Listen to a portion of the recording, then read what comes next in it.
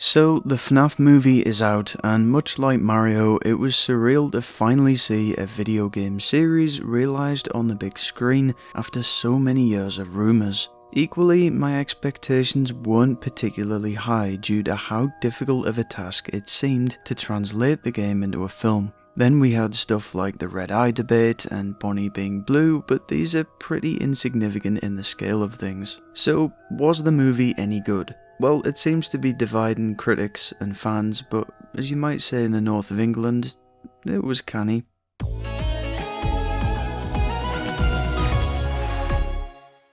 It's strange to say, but as a fan, what I loved the most in the film were the mundane parts. It's set in the year 2000, which is just perfect, so you're not taken out of it by modern set pieces and it just feels right. And the set design is great. I mean, the practicality of the film as a whole is fantastic. You can see the actual care and effort that went into this. But the quality of the whole film sort of hinges on whether the protagonist is good, and Josh Hutcherson's acting was really good. Mike Schmidt isn't a particularly nice man, but you can understand why he is that way considering all the shit he's been through. And whatever weird crap happens around him, that character is grounded and genuine, which is important. The most interesting and just thought-provoking thing in the entire film is probably the dream theory thing, which I didn't see coming. It just feels genuinely inspired, in line with the games, and believable as far as supernatural horror films go. When Mike's talking about his vivid dreams and he's somewhat conscious during them, I'm like, yeah, I've had super realistic dreams before. And there's lots of unexplained stuff in real life that relates to dreams and supernatural spirit stuff, so the fact that they link the two flows really well. The same with Abby talking to imaginary friends and communicating through drawings. This stuff has been well documented in real life, so it's all plausible and doesn't feel too stupid. I mean, yes, FNAF on the surface is outlandish and ridiculous, but it's important that particularly any new audience members understand why these things are happening. Like how it establishes that Mike listens to forest sounds to make him have that same dream, but when he falls asleep in Freddy's, you hear garbled noise coming through the speakers. Then the spirits of the kids appear in Mike's dream, so it's like they've intercepted his dream. Once again, it's pretty out there, but when I watched it, it just felt natural and like, oh, that makes sense. And the one time in the entire film I shit myself was when Mike taps on the kid's shoulder and when he spins round he just has black empty eyes. There were odd horror-esque bits like this that worked really well, where you've got the glitch in VHS tape, which seemed inspired by the ones fans have made online. You had spirits whispering through the phone briefly, you hear a kid's laugh at one point and it leads to Freddy just standing there. The absolute silence of the pizzeria when Mike first arrives. These parts are really eerie and almost captured that FNAF 1 feeling, but they're very, very short in supply. I think the film would have benefited if they leaned into these aspects a bit more, but you get the impression that they were too scared to slow the pace down and just kept things moving by having action-oriented stuff instead. The kid actors in the sequence were surprisingly good too, but there's this one part where Mike's emotionally looking at his little brother that was killed, and then we get this like fisheye lens close-up of the kid who's just derpily looking like beyond the camera, and that took us out of it a bit, which happens a few times when they try to be experimental with the editing by having people look into the camera. I just think it could have done without that. So the film was rated a 15 in the UK, even though it was PG-13 in the US I think, and I was honestly surprised by that. In terms of the audience, they wouldn't let anyone in under 15, so you didn't have an audience full of kids, which is reassuring, and I think a 15 age rating is perfect for the film. They just could have pushed it a bit more towards the end and shown more of those little horror hints that we got. I mean, FNAF to me is that juxtaposition of the eerie elements I've just mentioned with a childish innocence, which is what makes it unsettling, right? Because it's weird and unnatural. So I can see why they have some pretty corny, childish scenes in the film, but on screen they come across as just that. Like the opening scene was great, but the titles with the 8-bit minigame sprites and upbeat sort of music took away any credibility that it just gained. Like, I understand what it's referencing and how it showed a bit of the backstory, but it's just this tonal clash that screams video game more than the Mario movie did. So as I said, I'm a big fan of the set design, the general atmosphere, the characters and acting is all pretty great. Once again, I love the setup of Abby communicating with the animatronics and the initial execution of that, because, they're kids' spirits, not mindless killing machines, which the film acknowledges, and I'm glad it does. But what ruins it is the extremes that they go to.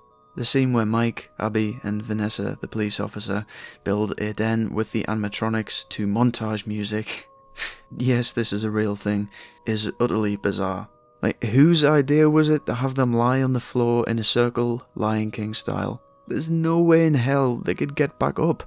And how the characters are all so calm around them is just weird, especially considering Vanessa knows there are kids' bodies inside them, and therefore they should absolutely reek. Additionally, they never really look at the emotional aspect of it all. If Abby's talking to dead kids trapped in animatronic vessels, you'd think the tragedy element of the whole thing would come across more. But instead it just jumps between shock horror to this weird comedy. As for the animatronics, I've went back and forth on this, but I think they are designed really well. There's a video online where Dorko and some of the other YouTubers visit the set, and bar Foxy, who's a full animatronic, they are people in suits moving robotically, combined with actual animatronic components. So it's a bit like a real life spring suit, combining the two. And this can look amazing if it's pulled off well. But there are some instances where it's very obviously someone in a costume. For example, this scene from the security camera of Chica and Bonnie didn't look great in the trailer when they just turn at the camera, but it then has Chica bend down to put the cupcake in the vent, and there's nothing remotely robotic about the movements. What's more is that you could have had the camera glitch and stuff to avoid having to see this, like in the games, but nope, it's the camera's just crystal clear. But if I had seen this behind the scenes, you take one look at it and it's like, no, that looks crap, you'd refilm it. Additionally, despite being somewhat weathered, the animatronics do just look brand new, and not believably as though they've been performing for years, had corpses stuffed into them, and then left in a derelict building for an additional, 20 years. Also, I'll choose my words wisely here, but Bonnie not being the same colour as he is in the game, let's say, is distracting. More so that he's such a light blue that it's more cyan, and then some of the drawings and plushes in the background depict him as purple. Oh god, I said it out loud. I do maintain that both the red eyes and expressive faces are completely unnecessary, and they were totally a red flag to the film's campy tone at times. I mean, they're the least of the film's problems, but they don't exactly do it any favours. Just have the eyes illuminate white, as that's what they realistically would do. The only reason they are red is to say I am angry, but the film already tells us this. Like the scene where the thieves break in, which I think was actually some of the best stuff in the movie. And additionally, the cupcake, who was barely a part of the original game, coming through vents and stuff is a terrifying concept. But of course they make it CGI for a few shots when it shoots towards the camera, which just looks bad, and I'm sure it could have been done practically by just throwing the prop around a few times. Next, I was right to be concerned by the taxi scene in the trailer. I'm sure any casual viewer will be turned off at this point in the film, as it's just so stupid, unnecessary, and confusing. So, Freddy turns up at Mike's house to collect Abby. Yeah, you also heard that correctly. The spirit boy is also there, and Abby follows. For me, it would have been much more straightforward if the spirit just appeared and told Abby to go to the restaurant. But we then cut to her evil aunt dead on the floor. Yet the animatronic hasn't passed the door, and I don't think it could even fit through. It reminds me of a scene in the Lost World Jurassic Park when a T-Rex is in the cargo holder of a ship. When it docks, we're shown the remains of the crew on deck, despite the T-Rex having not yet escaped and still being in the cargo holder. It makes no sense, and this is exactly the same thing. How is she dead? It's almost implied that they're just spirits and not physically there, which would have been much better, as I said, but then they get in a taxi driven by some YouTuber and it violently shakes as Freddy sits in the back. So they're suddenly going for comedy here, but it's at the expense of so many plot holes. Not to mention they're trying to kill Abby at this point. But why is the taxi just outside the house? Who out of Abby and Freddy Fazbear pays for the taxi? And an 8-foot tall animatronic would categorically not fit in the seat of a car. Additionally, people are saying that this is Golden Freddy, but if that's the case, it's impossible to tell. It's just Freddy with an ear missing and a blue eye for some reason. Then when they arrive, he disappears as if he was a spirit, which supports that theory, but this is despite being clearly tangible to the taxi driver. Then we see normal Freddy inside, who does not look like this, and the whole thing is never spoken of again. Yeah, this is where the film sort of lost us. But speaking of cameos, I think if anyone deserved to be in it, it was MatPat from Game Theory, who has contributed a huge amount to uncovering the story of FNAF over the years. People have been complaining and making this huge deal about Markiplier not being in it, but if there were any more cameos, it would have been daft. Like, is that really what people want to see out of this movie? Like, YouTuber cameos? Like, that's the priority? No, it's not. Now, I haven't really mentioned Vanessa yet, and she's a weird character who just seems deeply disturbed for the majority of the film, and hangs around for prolonged periods of time, despite being a police officer for some reason. In fact, the only reason I can think of for her being a police officer is the tasers they use later on. Oh, and William Afton's a dad. So at the end of the film, they're like, he's here, and then this dramatic music plays, and Afton just walks into the pizzeria in the Springtrap costume, like he's just wearing it, because why not? With his massive cartoonish knife. The suit does not look good.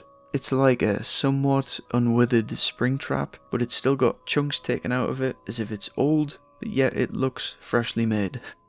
There's no other way to put it. Everything about this is poorly executed, from Matthew Lillard's voice just coming out of the thing, to the movement, and just being completely ridiculous to look at.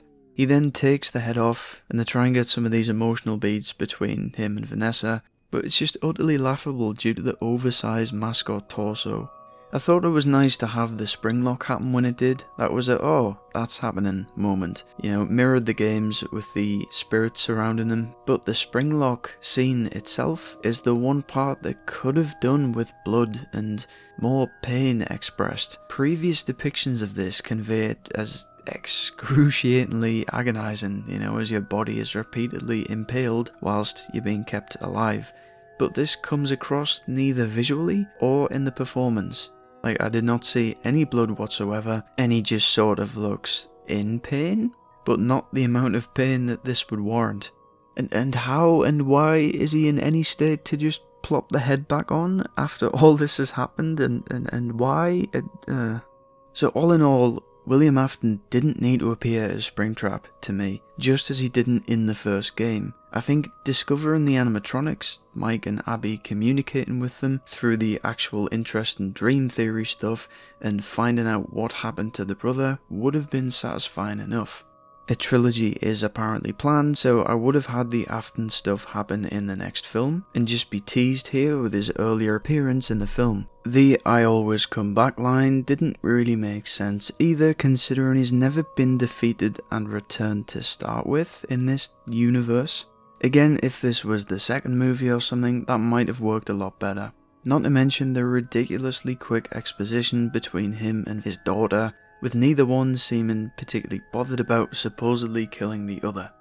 William Afton in Springtrap was the definition of being shoehorned in because it created fan buzz and stuff. So, much like the game series, the FNAF movie is at its strongest at the beginning when it's grounded and sets a genuinely eerie atmosphere with interesting hints at lore and provocative thoughts about dreams. And I think it helped to ease casual audiences into the world of FNAF. Yeah, but then it just falls into utter chaos by the end. Which is a shame, to be honest. You know, it was always going to be a hard task translating the games to a film, but they were so close. I loved some of the concepts, and it's held together by some strong performances, but some of the later stuff is just not very good, and falls into what the hell did I just watch territory, and that's what critics are homing in on, unfortunately. So please let me know your thoughts on the film in the comments below. Thanks for watching.